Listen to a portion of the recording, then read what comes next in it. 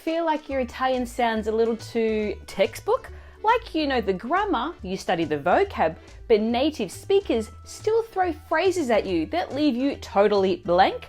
Well, you're not alone. And here's the good news. You don't need to memorize every word in the Italian dictionary to speak naturally. The secret is using the right phrases, just like native speakers do. So in this lesson, I'll teach you 15 real Italian expressions that instantly make you sound more fluent, including how to say you're welcome like a native without using prego, how to express hopefully and if only in just one word, and what to say when someone's totally out of their mind, and make Italians laugh while doing it. But there's one expression I guarantee you've been using wrong, and don't worry, you're not the only one. I'll reveal what it is, how to fix it, and show you how to use it naturally, coming up in the second half of this video. And don't worry about taking notes, I've done all the hard work for you. To help you to practice everything you're about to learn here today, make sure you download your free PDF cheat sheet with all the vocabulary and examples from this lesson. Just click on the link in the description below this video.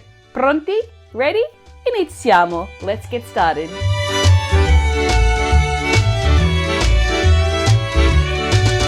Ciao, I'm Michelle. That's Michelle with one L. I was born in Australia and my Italian dad named me after my nonno Michele, but I didn't speak a word of Italian growing up. I learned it as an adult, and now I help thousands of students just like you do the same using my unique 80-20 method. So if you want to learn Italian, connect with your Italian heritage, and have more authentic travel experiences in Italy, you're in the right place. Now let's jump into the lesson. The first Italian expression you should know is Che io sappia. Now this is a handy expression to use when you want to share information, but you're not 100% sure. From a grammar perspective, it's also a great example of how Italians use the subjunctive to express opinions and uncertainty. Sappia is the first person present subjunctive of sapere, to know. So let's say your friend is looking for his brother. You think you remember something about where he went, but you're not certain. Take a look at this dialogue. Scusa, sai dov'è Davide?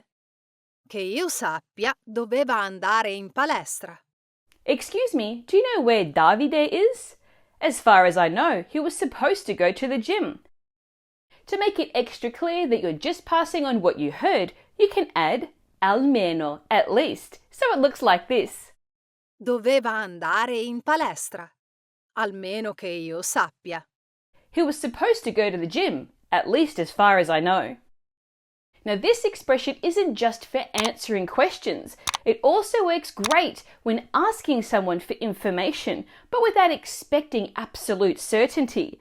It's like asking, do you happen to know, in English? For example, if you're lost and need directions, you could ask, Scusate, che voi sappiate, da qui si arriva al Colosseo? Excuse me, as far as you guys know, can you get to the Colosseum from here?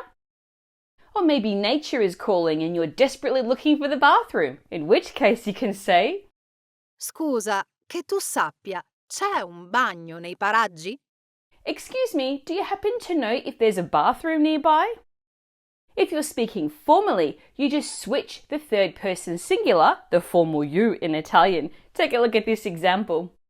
Professore, che lei sappia, è ancora possibile iscriversi al convegno? Professor, as far as you know, is it possible to register for the conference? The next Italian phrase that you should know is Sai com'è? You know how it is. Now, Italians use this phrase when talking about common scenarios that don't need much explanation, assuming the person you're talking to knows exactly what you mean. Say you're meeting a friend for coffee, but you show up late. Your friend teases you about it. Take a look at this dialogue. Sei sempre in ritardo. Stavo per andare via. C'è un traffico infernale in centro. Sai com'è? You're always late. I was about to leave. The traffic downtown, you know how it is. Now, instead of giving a long-winded excuse, sai com'è keeps it simple. No need to explain. Your friend has definitely dealt with bad traffic before, right? Now, you can use this phrase in tons of different situations. For For example, Non ho potuto dirle di no. Sai com'è? I couldn't say no to her. You know how it is. Posso lasciare la macchina qui? Sa com'è, non vorrei prendere una multa. Can I leave the car here? You know how it is. I don't want to get a ticket. Speravamo di rilassarci un po', ma sapete com'è con i bambini piccoli. We were hoping to relax a bit. You know how it is with little kids. The next Italian phrase you should know is Mica male. not bad at all. Mica male works perfectly when you want to give a positive response, but in a relaxed, no big deal kind of way. The word male means bad, but when paired with the adverb mica for at all, it takes a positive tone. You can use it on its own as a quick, casual response to show approval without sounding too enthusiastic. Take a look at this dialogue. Che ne pensi di questa birra artigianale? Mica male. What do you think of this craft beer? Not bad at all. You can also use it in a longer sentence to express that something or someone is pretty decent. Take a look. Mica male l'amico di Giulio. Sai se è libero? Not bad, Giulio's friend. Do you know if he's free? The next Italian expression is Figurati. this means don't mention it. Figurati is a friendly way to say you're welcome in Italian, and it feels a bit more relaxed than the usual prego. It comes from the pronominal verb figurarsi, which means to imagine, literally. In this case, it's like saying don't even imagine it, letting the person know you're happy to help and you don't need a big thank you. Take a look at this dialogue. Grazie mille per gli appunti. Te li riporto domani. Figurati, tienili tutto il tempo che vuoi. Thanks so much for the notes. I'll bring them back tomorrow. Don't mention it. Keep them for as long as you need. And if you're being formal, figurati becomes si figuri. Take a look. Grazie per avermi aiutato con le borse della spesa. Si figuri, signora Carla. È un piacere. Thank you for helping me with the shopping bags. Don't mention it, Mrs. Carla. It's my pleasure. Like prego, figurati isn't always just used to respond to someone thanking you. It can also be used in different ways, like expressing surprise or downplaying something. Take a look. Figurati che Silvia non ha nemmeno richiamato per scusarsi. Can you believe Sylvia didn't even call me back to apologize? Here we're expressing surprise. Or in this example, Ha paura di tutto. Figurati se parte da solo. he's afraid of everything. I'm not surprised he doesn't go travelling on his own. We're expressing that something is no surprise at all, maybe with a bit of sarcasm too. The next Italian phrase you should learn is Magari. if only, hopefully. Now, when Italians feel a bit wistful, hopeful, or maybe even regretful, they use magari. You can use it by itself, especially when responding to something someone else says or commenting on a situation. For example, Chissà se ci sono ancora biglietti per quella mostra. Magari. I wonder if there is still tickets for that exhibition. Hopefully. Often, magari is followed by a sentence with a verb in the subjunctive form, expressing something you really wish could happen or something you regret not having happened, such as Magari mi prendessero per quel tirocinio. if only they would pick me for that internship. Here, you're wishing for something that could happen in the present or future, using the imperfect subjunctive. Magari avessi potuto vederlo un'ultima volta. If only I could have seen him one last time. Here, you're expressing regret over something that didn't happen, using the past perfect subjunctive. Now, to learn more about how and when to use the subjunctive in Italian, make sure you watch my video lesson right here. Are you enjoying this lesson? Well, don't let the learning stop here. Make sure you download your free PDF cheat sheet for this lesson, which you'll find a link to in the description below this video. Let's move on to the next phrase, which is Mannaggia! this means darn it. Managa is one of those Italian expressions that comes in handy when you're frustrated or something goes wrong, but you don't want to use any strong swear words. For those, you can click that video right here. Now, it's mild enough to say around your mamma, nonna, or even your boss without getting into trouble. It hails from southern Italy, and many believe it comes from the expression malnaggia, which loosely translates to I wish you bad. So let's say you rush out of the house in a hurry only to realize you've forgotten your glasses. Here's how you can use managgia on its own as a quick exclamation, such as Mannaggia! darn it, followed by the preposition a, meaning to, plus the thing or person that's bothering you. For example, Mannaggia alla mia testa! darn my head. Mannaggia a te che mi metti sempre fretta! Darn you for always rushing me. You may also hear managgia combined with other words, especially in regional expressions. Here are a few of the most common. Mannaggia la miseria! Darn it all. Mannaggia la pupazza! Literally, darn the puppet. This is a Roman expression where pupazza refers to a traditional sweet shaped like a curvy woman. Mannaggia bubba! This is a Neapolitan expression where bubba refers to a legendary figure from 19th century local folklore. The next Italian phrase and expression you should learn is Tocca a me! it's my turn. If you've ever found yourself waiting in a line at the market, bakery, or even for your turn in a board game, this phrase is a must-know. At first, tocca a me might sound a little weird when translated literally, because toccare means to touch, so a direct translation would be something like, it touches me, which doesn't really make sense. But in Italian it does. It simply means it's my turn. Sure, you could say, È il mio turno! literally, it's my turn, but tocca a me just sounds way more natural.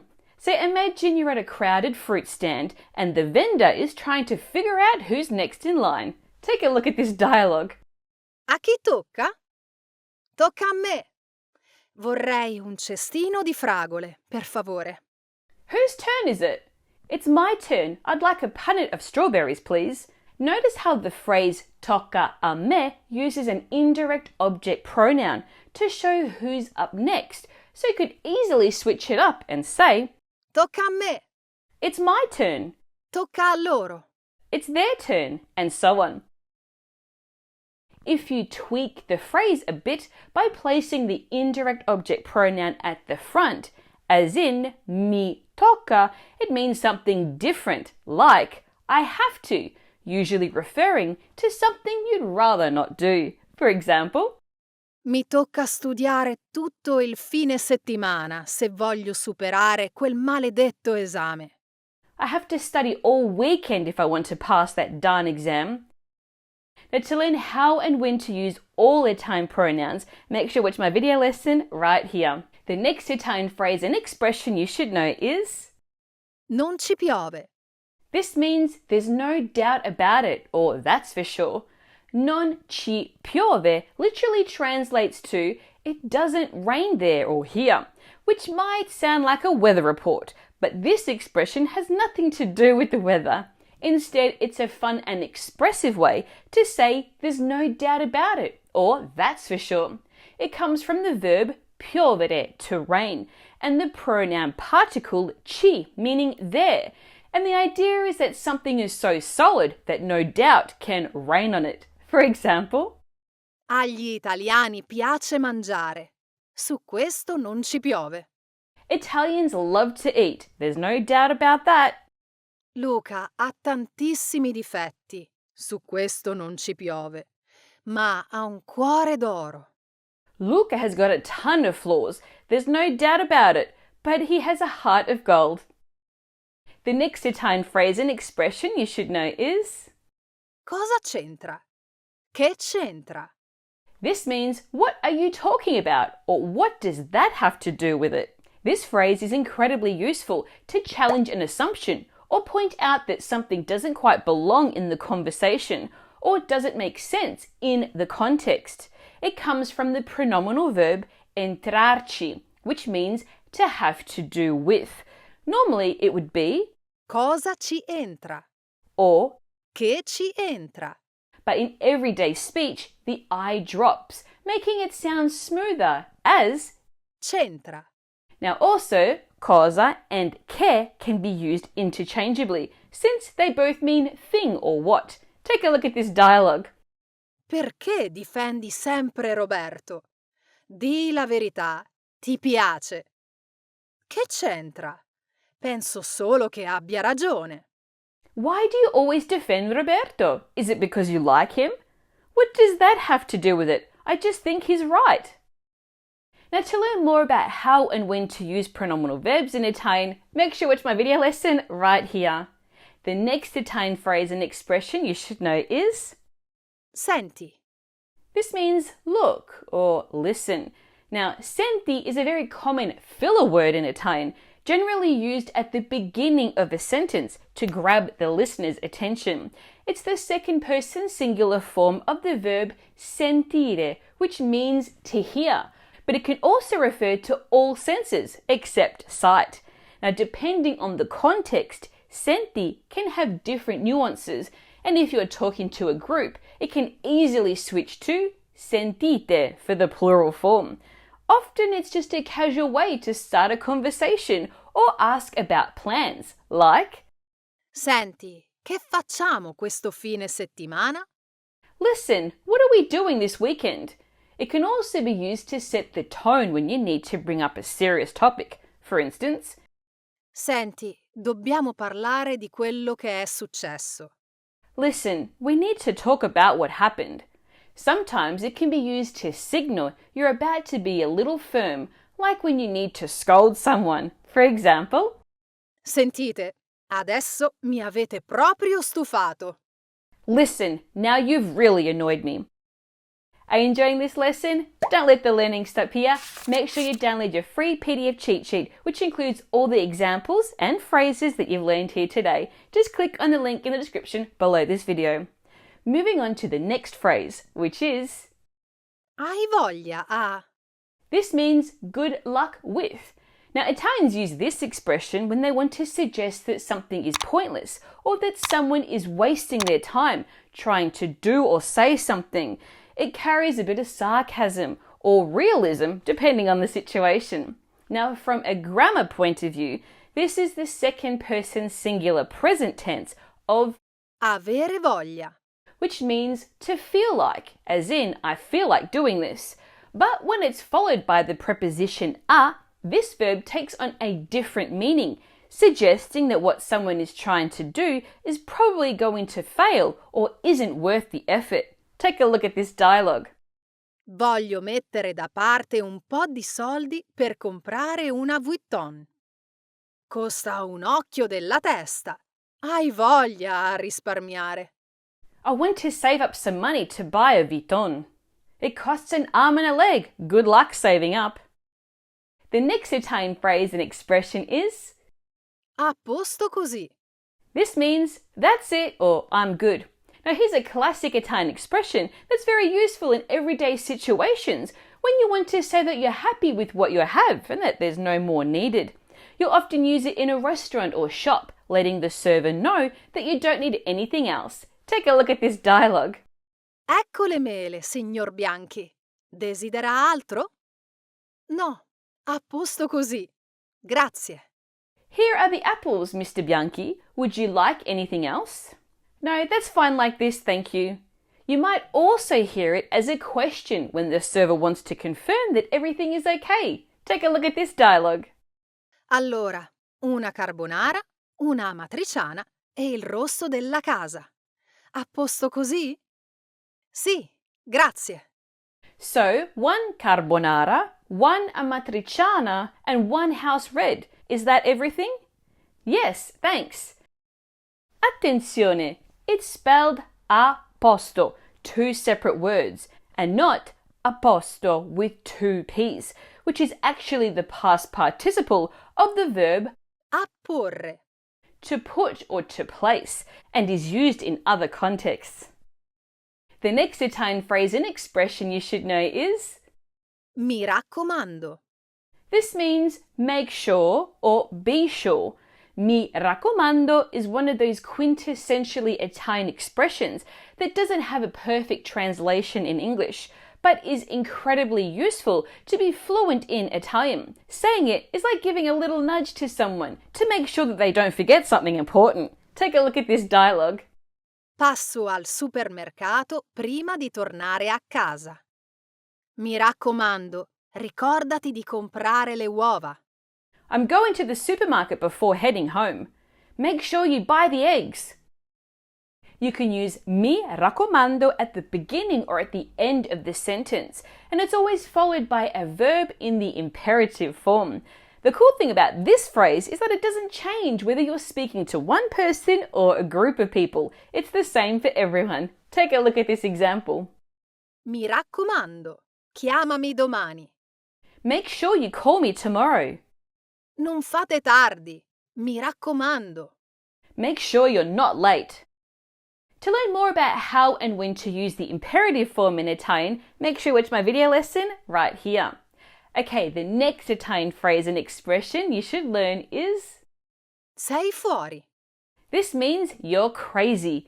Sei fuori is a fun Italian expression that captures the spirit of disbelief or surprise when someone says or does something that seems completely illogical or ridiculous.